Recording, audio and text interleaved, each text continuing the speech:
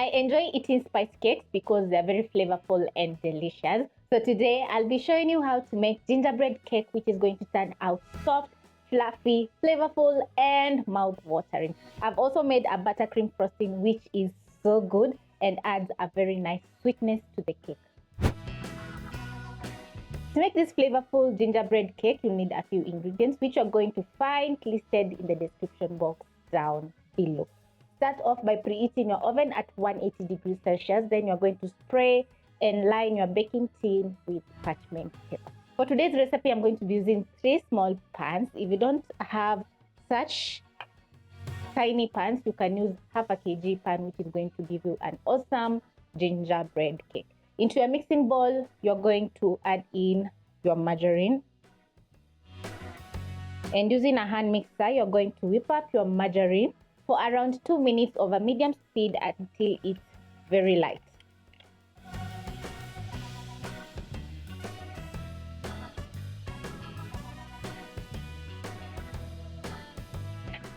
Use your spatula and scrape the sides of your bowl.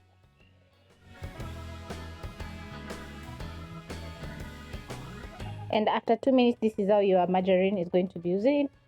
And after 2 minutes, this is how your margarine is going to be looking like. So you're going to add in some brown sugar, which is going to add in lots of flavor to the gingerbread cake.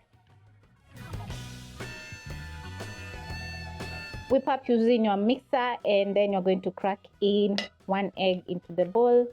Add in your vanilla essence, which is going to add in so much flavor to the cake.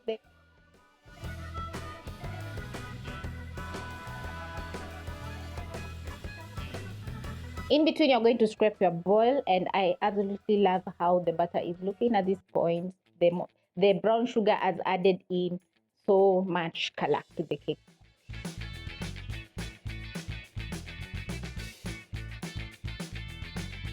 This step is very important when making cake, because when you whip up the margarine, eggs, and sugar, it's going to turn out very light, which makes the cake so soft and moist.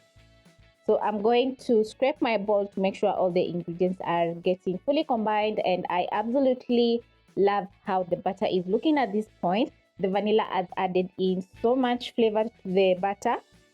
So I'm going to whip up for another 1 minute.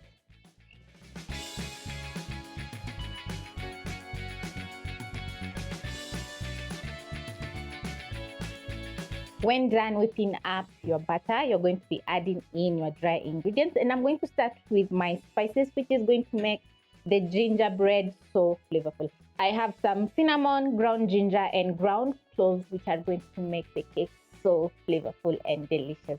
So I'm going to add the spices in my bowl, add in baking powder, which is going to help the cake to rise while baking in the oven. Add in some salt, which is going to balance the sugar in the cake. Whip up for around 30 seconds.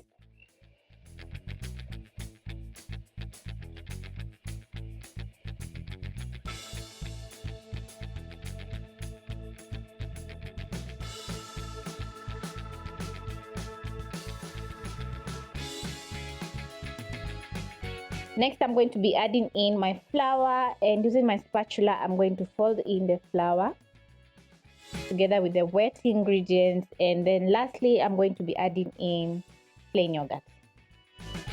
Using my spatula, I'm going to fold in the plain yogurt together with the flour until it's fully combined.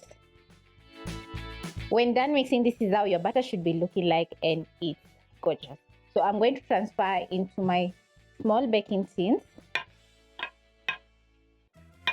And because I want the cakes to be even, I'm going to be eyeballing. You can also use a scale and measure out your butter evenly into the tins.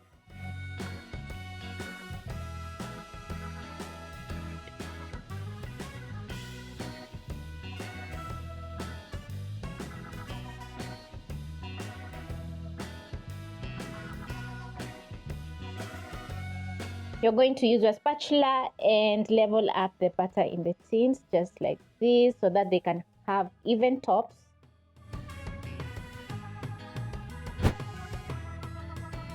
Then you're going to be baking your cake at 180 degrees Celsius for 20 to 25 minutes. And to check if the cake is ready, you're going to insert a skewer. Once the skewer comes out clean, the cake is ready. It's been 25 minutes and my gingerbread cakes are ready. So I'm going to use a kitchen towel and place my cakes on a cooling rack.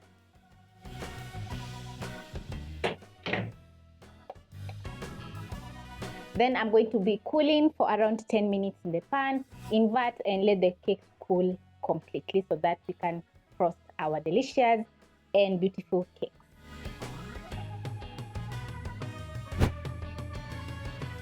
While the gingerbread cakes are cooling, I'm going to be making some buttercream frosting, which is going to turn out light, fluffy, and so good.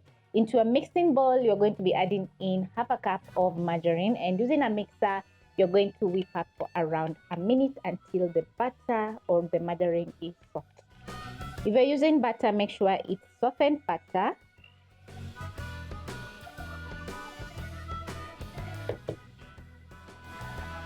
Scrape the sides of my bowl.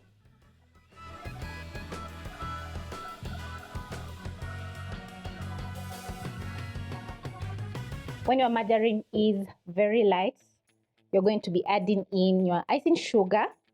And if you notice that your icing sugar has lumps, make sure to sift into the bowl. So using a sieve, I'm going to sieve in my icing sugar, half of it.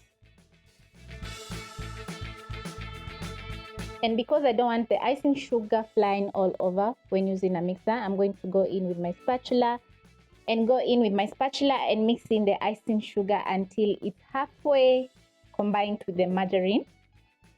Then I'm going to be using my hand mixer over low speed and whip up the icing sugar and the margarine for around 5 minutes until it's soft and light.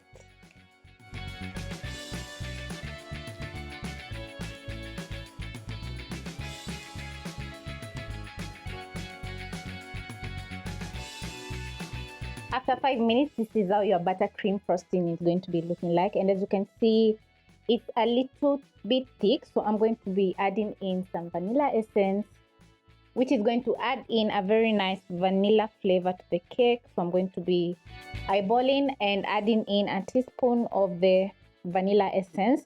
Then I'm going to use my hand mixer and whip up the vanilla together with the frosting for around a minute.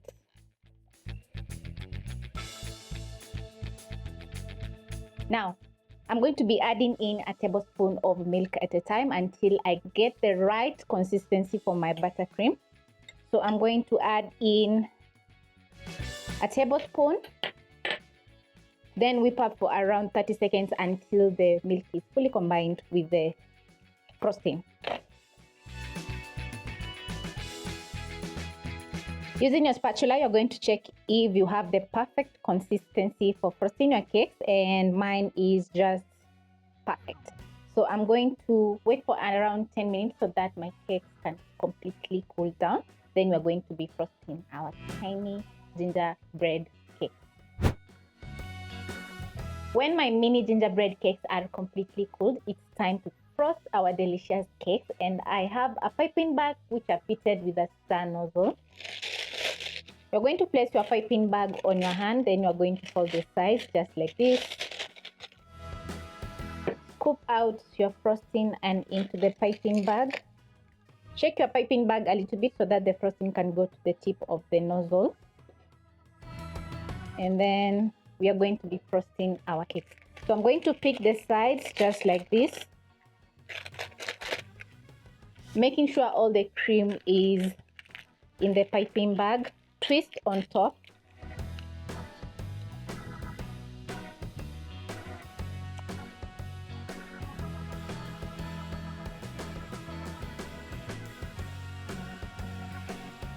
When frosting your mini cakes, get creative by making different patterns on your cakes, and they are going to turn out lovely.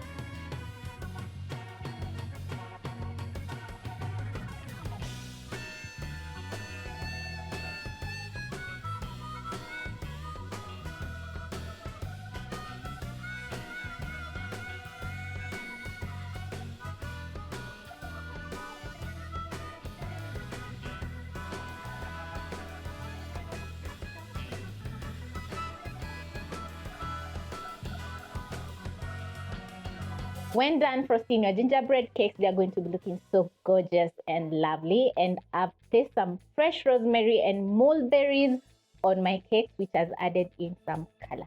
So the cakes have turned out lovely. They're so soft and fluffy. Can't wait for the first bite.